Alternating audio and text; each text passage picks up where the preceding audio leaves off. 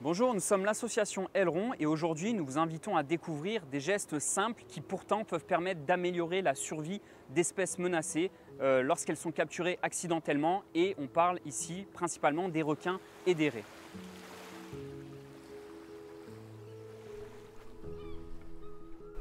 Le projet Grand Large, c'est justement un projet qui s'intéresse aux requins peau bleue, donc c'est une espèce menacée, et qui intègre les pêcheurs plaisanciers en tant qu'acteurs, notamment pour partager des observations, mais aussi récolter des échantillons génétiques et bien sûr relâcher les espèces, même s'ils ne sont pas obligés de le faire.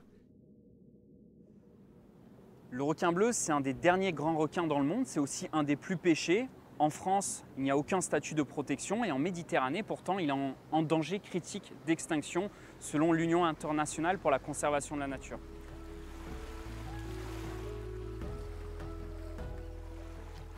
Aujourd'hui, la réglementation de la pêche au thon nous autorise à pêcher du 1er juin au 15 novembre, ce qui correspond à une pic d'activité chez les requins bleus, puisqu'au mois de juin, dans notre région, on a beaucoup de peaux bleues qui sont là et qui sont très mordeurs.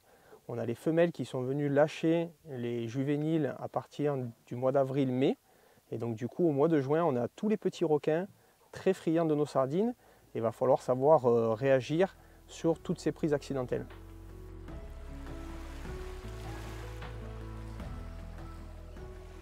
Dans notre pêche aux appâts, aujourd'hui, on utilise des hameçons à pointe renversée, des hameçons circle hook. Je vous recommande d'utiliser des hameçons qui rouillent, de ne pas prendre des hameçons en inox. Ça va permettre que si le poisson garde l'hameçon en bouche, si la ligne casse ou quoi que ce soit, l'hameçon puisse se dégrader naturellement et le poisson va arriver naturellement à s'en libérer.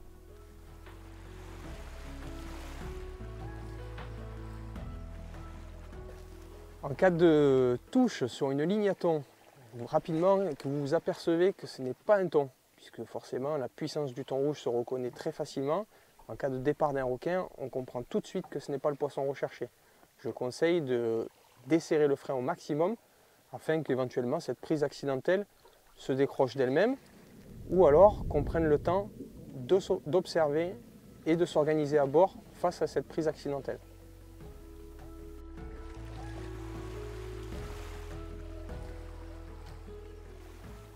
Une fois qu'on a pris conscience que ce n'était pas le thon qu'on était venu rechercher qui a mordu à l'hameçon et que c'est plutôt un requin, l'objectif à garder en tête, c'est de faire en sorte que le poisson ne s'enroule pas autour de la ligne. C'est un poisson qui a tendance, dès qu'on le monte proche de la surface, tête hors de l'eau, à s'enrouler autour de la ligne. Le ramener vers le bateau de façon la plus libre possible et être à l'écoute dès qu'il veut repartir un petit peu, le laisser repartir.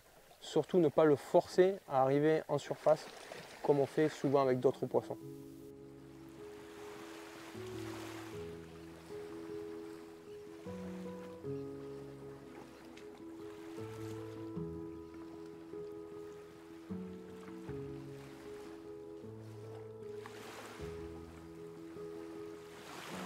Pour ce faire, il va vous falloir un membre de l'équipage qui saisisse le bas de ligne et qui essaye de tendre le poisson le long de la coque.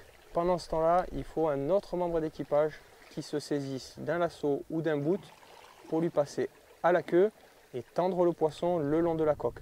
Et le dernier membre de l'équipage qui démarre le bateau afin que l'oxygénation se fasse le plus rapidement possible pour le poisson, ce qui va avoir un effet de tranquillisant pour le poisson.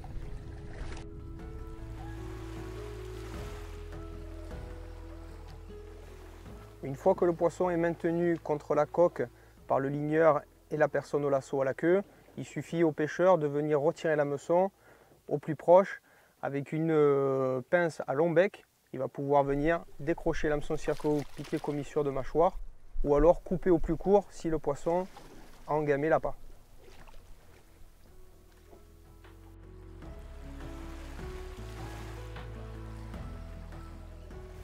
Dans un bateau de pêche, même si on recherche des grands prédateurs, une épuisette vous sera toujours utile. S'il s'avérait que ce soit un petit requin ou une raie, et la manipulation va être compliquée parce que c'est des petits poissons et qu'on ne pourra pas mettre en place notre protocole avec le lasso, le ligneur, etc. Avec un maillage caoutchouc, une grande envergure, histoire que le poisson puisse rentrer dedans et se poser dedans, tout simplement.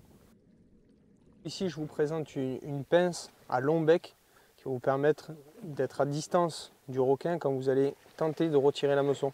Suivant l'endroit où est planté l'hameçon, des fois, d'avoir une deuxième pince avec un bout recourbé va vous permettre d'arriver à faire un peu plus de levier pour décrocher votre hameçon.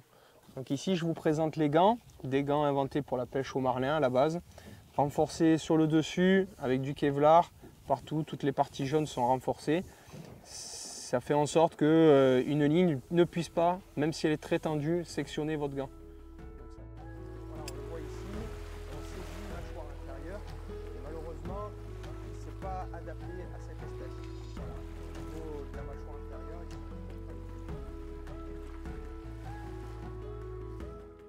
Aileron met à votre disposition un kit de prélèvement génétique composé de différents éléments. Vous retrouvez un tube rempli d'alcool pour mettre votre échantillon, d'un fascicule avec le mode d'emploi et les bonnes pratiques en cas de capture accidentelle, ainsi que d'une fiche d'observation qui vous permet de noter différents éléments comme le point GPS, la taille de l'individu et de le retourner à l'association Aileron. Vous pouvez également partager vos observations sur le site de l'association www.asso-aileron.fr ou sur le groupe Facebook Requins et Raies de Méditerranée.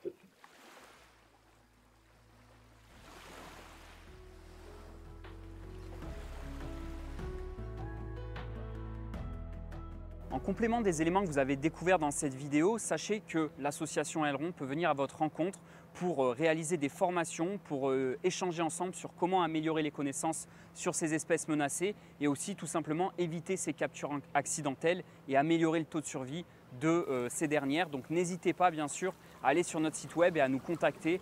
On vous accueillera avec grand plaisir pour échanger ensemble sur ces espèces.